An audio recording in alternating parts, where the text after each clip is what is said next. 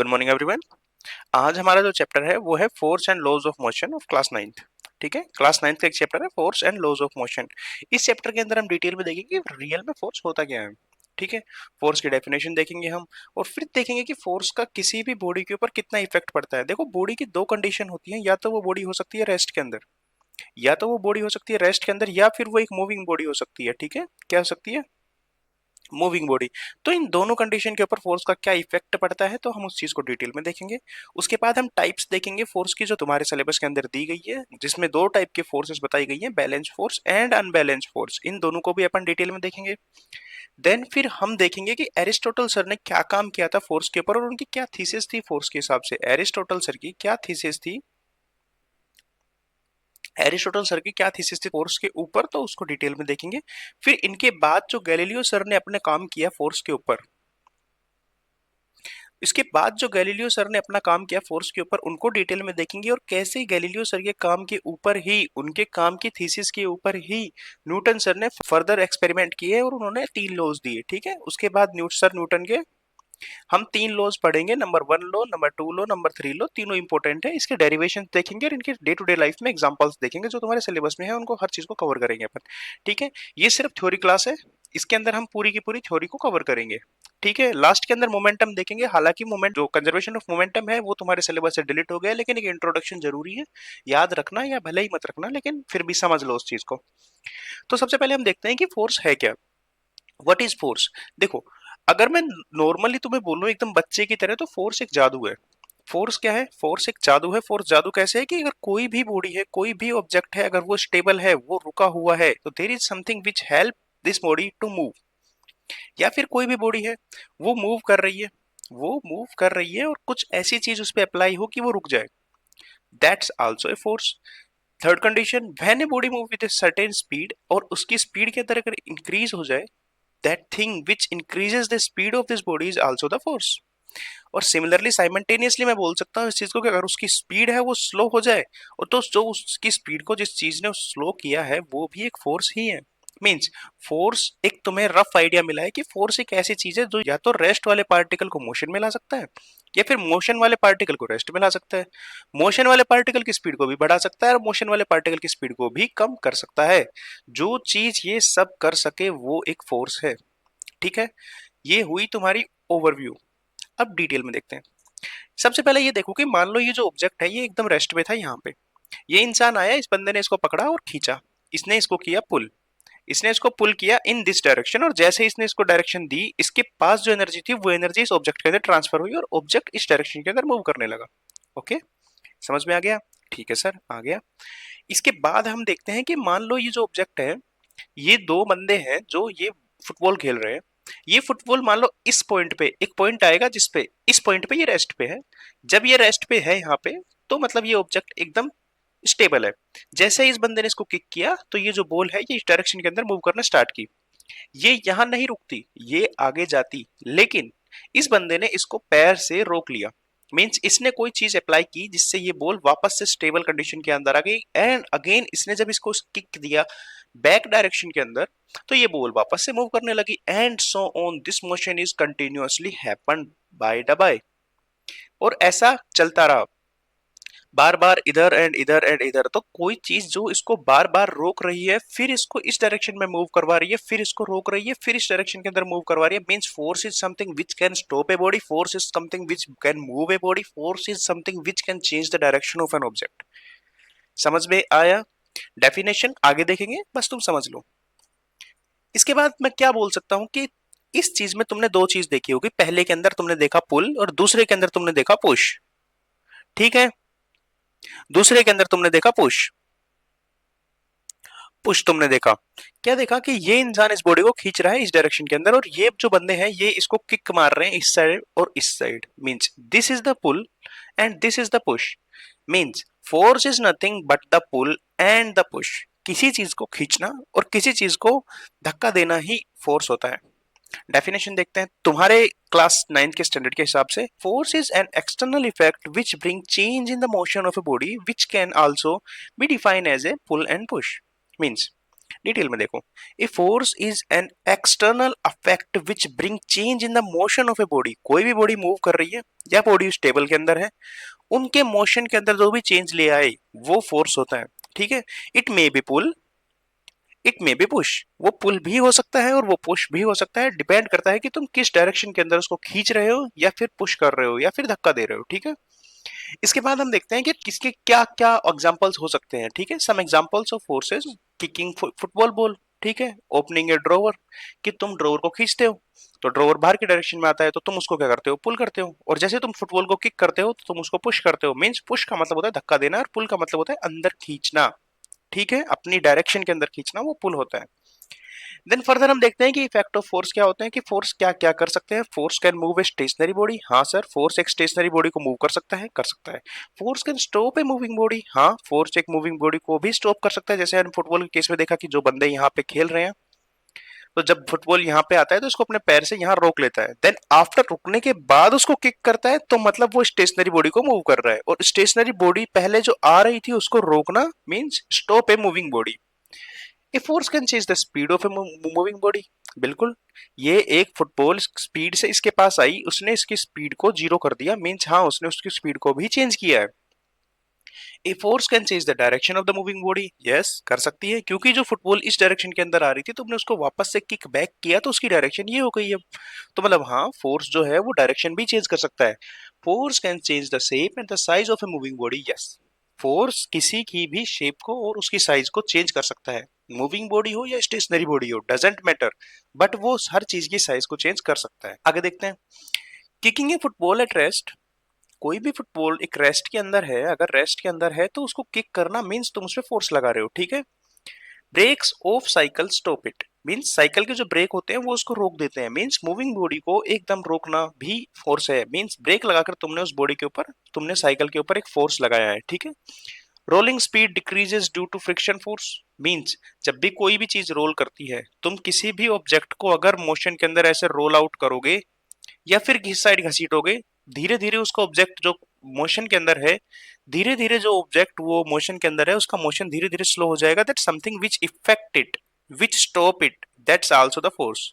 जिसने इसको रोका है वो भी एक फोर्स ही है। Kicking a football in opposite direction, kicking a football in the opposite direction is also a force, you are changing the direction and the something which change the direction of a motion is called force. Okay, ठीक है। Compressing ए balloon, हाँ, एक balloon है, ये इसका example है। एक balloon है, तुम इसको इस डायरेक्शन में भी पुश कर रहे हो, इस डायरेक्शन के अंदर भी पुश कर रहे हो, और जो पहले बैलून ऐसा था वो बैलून अब ऐसा हो जाएगा क्योंकि तुमने यहाँ पे और यहाँ पे फोर्स लगाया है। ये दोनों डायरेक्शन में तुमने फोर्स लगाया तो इसकी शेप में चेंज आ गया उस फोर्स की वजह से। तो बैलून की जो शेप है या जो साइज है वो दोनों की दोनों चेंज हो जाती है जब तुम उसके ऊपर फोर्स लगाते हो।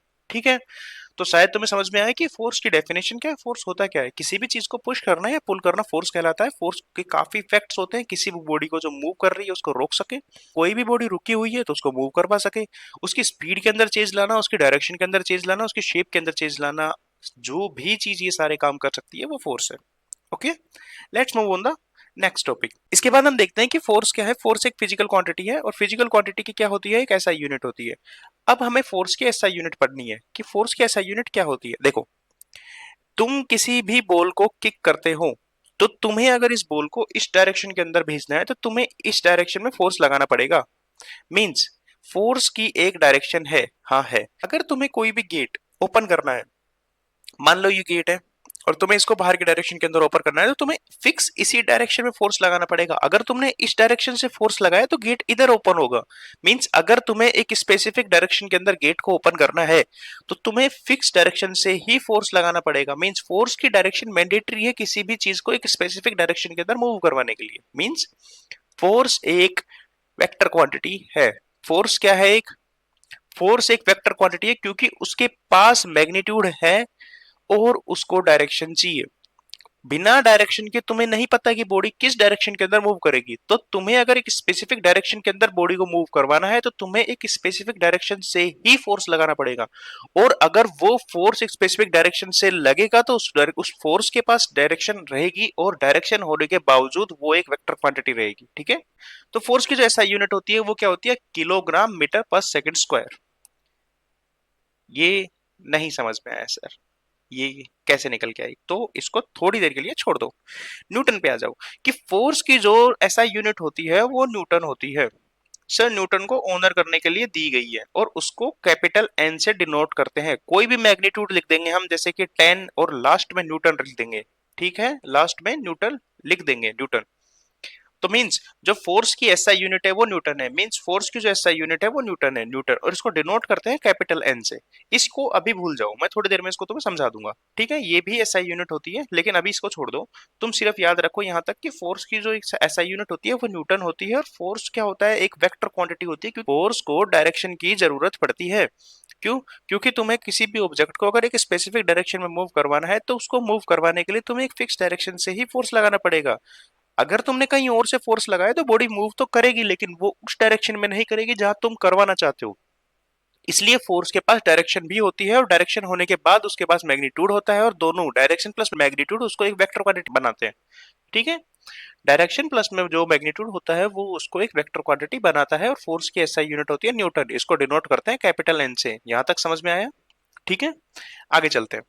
इसके बाद हम देखते हैं कि टाइप ऑफ फोर्सेस क्या होते हैं, कितने टाइप के फोर्स होते हैं according to your syllabus. Yours आपके सिलेबस के हिसाब से फोर्स होते हैं दो टाइप के, force are of two type, and first type is balance force and second type is unbalance force. बोले सर ये दो फोर्सेस क्या है, इनको समझाओ। हाँ, तो दोनों फोर्सेस को समझने से पहले मैं तुम्हें समझाना चाहूंगा कि बैलेंस और अनबैलेंस होता क्या है। बैलेंस का मतलब होता है किसी भी क्वांटिटीज को हम अगर बैलेंस कर दे, मींस जो उनका रिजल्टिंग जो नेट है लास्ट में निकल के आएगा, अगर वो जीरो है, कोई भी चीज है, बोलते हैं तुम बैलेंस डाइट लो जिसके अंदर हर चीज तुम्हारे लिए जरूरी है, ठीक है, हर चीज, न्यूट्रिएंट हो गया, प्रोटीन हो गया, कार्ब्स हो गए, हर चीज तुम्हारे लिए जरूरी है, एक फिक्स अमाउंट के अंदर वो होनी चाहिए। मींस तुम्हारी एक और बैलेंस डाइट है तो हर चीज की रिक्वायरमेंट बिल्कुल फिक्स है, और नेट जो तुम्हारी आएगी वो जीरो आएगी। समझ रहे हो मेरी बात?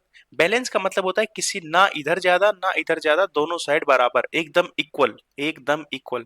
और जब कोई दो डायरेक्शन से इक्वल फोर्स लगेंगे तो उनका रिजल्टिंग जो फोर्स रहेगा वो जीरो रहेगा। मींस जब भी रिजल्टिंग फोर्स जीरो रहेगा, जब भी रिजल्टिंग फोर्स जीरो रहेगा, बाद जो भी लास्ट के अंदर अगर फोर्स बैलेंस हो रहे हैं और रिजल्टिंग जो फोर्स है वो जीरो है, तो वो सारे फोर्सेस क्या रहेंगे, बैलेंस फोर्स। लेकिन अगर नेट जीरो नहीं है, मींस लास्ट में जो कोई भी फोर्स तुमने लगाया है और तुमने कैलकुलेट किया और वो बैलेंस नहीं है, वो लास्ट में जीरो रिजल्ट नहीं दे रहा है, तो वो होते हैं अनबैलेंस फोर्स। ठीक है, डेफिनेशन देखते हैं और डिटेल में पढ़ते हैं इनको। इधर आ जाओ, बैलेंस फोर्स क्या होते हैं?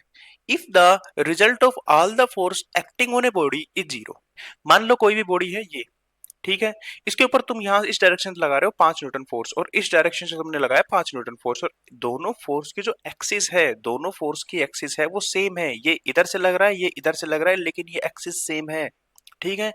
तो ये जो क्वांटिटी है, 5 न्यूटन फोर्स इस डायरेक्शन से, 5 न्यूटन फोर्स इस डायरेक्शन से, बस डायरेक्शन अपोजिट है, तो ये आपस में कैंसिल आउट हो जाएंगे और दोनों मिलकर एक नेट फोर्स बनाएंगे, वो जीरो है। Both are these force is called balance force, means जो रिजल्टिंग फोर्स है वो जीरो आना चाहिए, then the force is said to be balanced है ये फोर्स, ठीक है। When equal amount of forces are apply on an object with different direction such that the cancel out each other को cancel out कर दे। हमने इस body पे दो फोर्स लगाए, 5 न्यूटन का इधर से, 5 न्यूटन का इधर से, और दोनों फोर्सेस ने मिलके कैंसिल आउट कर दिया एक दूसरे को, क्योंकि इनकी एक्सिस एकदम सेम थी, सेम एक्सिस के ऊपर डायरेक्शन अलग अलग थी, तो इन्होंने एक दूसरे को कैंसिल आउट कर दिया, एंड रिजल्टिंग जो निकला, रिजल्टिंग फोर्स जो निकला वो 0 न्यूटन का निकला। अगर 0 न्यूटन का फोर्स निकलता है then this force is called balance force. इसके बाद क्या बोलता है, these do not change the state of rest. अगर कोई भी ऑब्जेक्ट है, वो उसके ऊपर दोनों डायरेक्शन से सेम फोर्स लगा है, तो वो ऑब्जेक्ट रेस्ट का है तो रेस्ट में ही रहेगा, मोशन के अंदर है तो मोशन के अंदर ही रहेगा, उसके अंदर कोई भी इफेक्ट नहीं पड़ेगा उस चीज का, अगर बैलेंस्ड फोर्स लगे हैं तो। समझ रहे हो? बैलेंस फोर्स किसी भी ऑब्जेक्ट के स्टेट के अंदर कोई भी इफेक्ट नहीं डालता है, क्योंकि वो बैलेंस होके कैंसिल आउट हो जाता है। But may change the shape of the object. Okay, shape कैसे चेंज होती है सर? देखो तुम्हारे पास एक बैलून है और बैलून को तुमने इस डायरेक्शन पुश किया और एक बैलून को इस डायरेक्शन पुश किया, मान लो ये भी 5 न्यूटन है, ठीक है, ये भी 5 न्यूटन है, ठीक है, फोर्स दोनों कैंसिल आउट हो गए, no doubt net force resulting जो है वो जीरो है, लेकिन इन दोनों फोर्सेस की लगने की वजह से जो बैलून का शेप है वो इस शेप का हो जाएगा। क्यों? क्योंकि फोर्स ने मान लिया कि उसको मोशन में नहीं लाया, मोशन में नहीं लेके आया उस ऑब्जेक्ट को, लेकिन फोर्स की वजह से उसकी शेप के अंदर चेंज हुआ है। यहाँ पे ये ऐसा जो तुम्हें कर्व या फिर बेंड देखने को मिल रहा है, ये फोर्स की वजह से ही हुआ है। मींस कोई भी अगर बैलेंस फोर्स होता है वो किसी भी ऑब्जेक्ट की जो स्टेट होती है उसको चेंज नहीं करता, बिल्कुल भी नहीं करता, लेकिन उसकी जो शेप होती है उसको चेंज कर देता है। इसके बाद हम देखते हैं कि अनबैलेंस फोर्स क्या होते हैं। अनबैलेंस फोर्स क्या होते हैं, एक बार मैं इसको मिटा दूं ताकि तुम्हें फर्दर समझा सकूं। अनबैलेंस फोर्स वो होते हैं जिनका जो नेट रिजल्टिंग लास्ट जो रिजल्टिंग फोर्स होता है वो जीरो नहीं होता है, वो जीरो नहीं होता है। कैसे, बोलो सर समझाओ। ठीक है सर, ये मान लो एक ऑब्जेक्ट है, इसको यहां से 5 न्यूटन का फोर्स मिला और इसको यहां से 5 न्यूटन का फोर्स मिला और इस डायरेक्शन से भी उसको 5 न्यूटन का फोर्स मिल गया। ये दोनों 5 न्यूटन के फोर्स एकदम एक एक्सिस के ऊपर है बट अपोजिट डायरेक्शन के अंदर है, तो ये कैंसिल आउट हो जाएंगे। ओके, इन दोनों का जो रिजल्टिंग नेट नेट फोर्स है वो है 0 न्यूटन। बट क्या इसके अपोजिट कोई फोर्स लग रहा है? नहीं सर, इसके अपोजिट कोई फोर्स नहीं लग रहा है, लेकिन फोर्स तो ये भी है। हाँ, तो मींस जब मैं इन तीनों का रिजल्टिंग निकालूंगा तो 5 न्यूटन और ऐड हो जाएगा इसके अंदर, तो जो रिजल्ट निकलेगा वो 5 न्यूटन निकलेगा। मतलब ये कैंसिल आउट नहीं हुआ, वो जीरो नहीं है। इस बॉडी के ऊपर 3 डायरेक्शन से फोर्स लगे, 2 डायरेक्शन वाले कैंसिल हो गए, लेकिन एक डायरेक्शन जो फोर्स है वो रिजल्टिंग नेट फोर्स को जीरो नहीं कर रहा है। और जब भी रिजल्टिंग नेट फोर्स जीरो नहीं होता है तो बॉडी का मोशन होगा, बॉडी का मोशन होगा, होगा बिल्कुल होगा। ठीक है, if the resultant of all the forces act on a body is not zero, then the force is said to be unbalanced। Means वो जो बच गया जो फोर्स, उसको बैलेंस करने के लिए अपोजिट डायरेक्शन में कोई फोर्स अगर ना लगे तो वो जो फोर्सेस हैं वो है अनबैलेंस फोर्स। ठीक है, इसके बाद हम देखते हैं कि इस एग्जांपल को तुम अच्छे से इसको देखो और फिर तुम मुझे बताओ कि हाँ सर मुझे हमें समझ में आया। मान लो ये कोई भी पॉइंट है, यहाँ पे कोई भी एक ऑब्जेक्ट रखा हुआ है, इसको ऐसे मान लेते हैं, यहाँ पे कोई ऑब्जेक्ट रखा हुआ है, इसको 3 लोग इधर इधर फोर्स कर रहे हैं और कितना लगा रहे हैं, 300 न्यूटन का फोर्स इस डायरेक्शन के अंदर लगा रहे हैं ये। सिमिलरली 3 लोग यहाँ पुश कर रहे हैं और इसको 300 न्यूटन का फोर्स ये इस डायरेक्शन के अंदर लगा रहे हैं। क्या इस बॉडी के अंदर कोई भी मोशन होगा? नहीं होगा, क्योंकि रिजल्टिंग जो फोर्स है वो जीरो है। रिजल्टिंग फोर्स क्या है, जीरो है। लेकिन इन फोर्सेस की वजह से इस बॉडी की शेप चेंज हो सकती है, इस बॉडी की शेप ऐसी जरूर हो जाएगी, जरूर ऐसी हो जाएगी इस बॉडी की शेप, लेकिन उसकी जो एक्सिस है जहां पे ये रुका हुआ है उसमें कोई चेंज नहीं आएगा।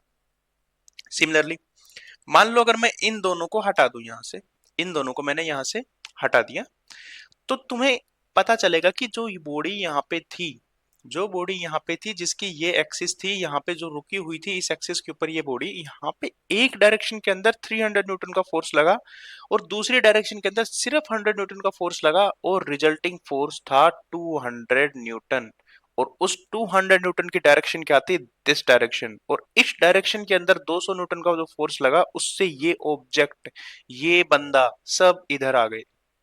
समझ रहे हो? तो अनबैलेंस फोर्स है, उसकी वजह से इसकी पोजीशन के अंदर चेंज हुआ है, क्योंकि एक नेट फोर्स निकल के आता है जिसकी एक स्पेसिफिक डायरेक्शन होती है, उस डायरेक्शन के अंदर वो ऑब्जेक्ट मूव करने लग जाता है। ठीक है, आगे देखो, आगे देखो इफेक्ट क्या क्या पढ़ते हैं। ठीक है, इफेक्ट। अब मैं तुमसे क्वेश्चंस पूछूंगा, कोई भी ऑब्जेक्ट को मूव करने के लिए कौन सा फोर्स जरूरी होता है, अनबैलेंस या बैलेंस, बैलेंस या अनबैलेंस, बैलेंस या अनबैलेंस। ठीक है, बैलेंस फोर्स जो होता है वो किसी भी ऑब्जेक्ट को मूव कर सकता है, बोले नहीं सर ये बैलेंस फोर्स किसी ऑब्जेक्ट को मूव नहीं कर सकता, लेकिन हाँ अनबैलेंस फोर्स किसी ऑब्जेक्ट को मूव कर सकता है। स्टॉप है मूविंग बॉडी, हाँ। बोले सर बैलेंस फोर्स स्टॉप भी नहीं कर सकता क्योंकि वो कोई इफेक्ट ही नहीं डालता, लेकिन अनबैलेंस फोर्स जो होता है वो किसी मूविंग बॉडी को रोक सकता है। ठीक है, change the speed of a moving body, yes. Unbalance force speed में भी चेंज कर सकता है। शेप के अंदर कौन चेंज कर सकता है, शेप में सर ये दोनों चेंज कर सकते हैं। शेप के अंदर ये दोनों के दोनों फोर्सेस जो होते हैं वो बैलेंस भी और अनबैलेंस फोर्स भी, दोनों के दोनों फोर्स शेप चेंज कर सकते हैं। लेकिन ये बाकी तीनों चारों जो चीजें हैं इनको सिर्फ अनबैलेंस फोर्स परफॉर्म कर सकता है, अनबैलेंस फोर्स परफॉर्म कर सकता है इनको, बैलेंस फोर्स का इनमें कोई रोल नहीं है। तो समझ में आया तुम्हें? तुमसे कोई पूछे अगर तुमसे कोई पूछे कि अगर मुझे एक बॉडी को, स्टेशनरी बॉडी को मूव करना है तो मुझे कौन सा फोर्स लगाना पड़ेगा, बोले सर अनबैलेंस फोर्स। अगर मुझे किसी बॉडी को रोकना है तो अनबैलेंस फोर्स, अगर उसकी स्पीड में चेंज करना है तो अनबैलेंस फोर्स, डायरेक्शन में चेंज करना है तो अनबैलेंस फोर्स, अगर मुझे उसकी शेप और साइज में चेंज करना है तो मुझे कौन सा फोर्स लगाना पड़ेगा, बोले सर अब आप कोई सा भी फोर्स लगा लो, चाहे बैलेंस फोर्स लगा लो चाहे अनबैलेंस फोर्स लगा लो, दोनों फोर्स ये काम कर सकते हैं। ठीक है, तो तुम्हें समझ में आया कि बैलेंस फोर्स क्या होता है और अनबैलेंस फोर्स क्या होता है। ठीक है, मैंने एग्जांपल से समझाया तुम्हें।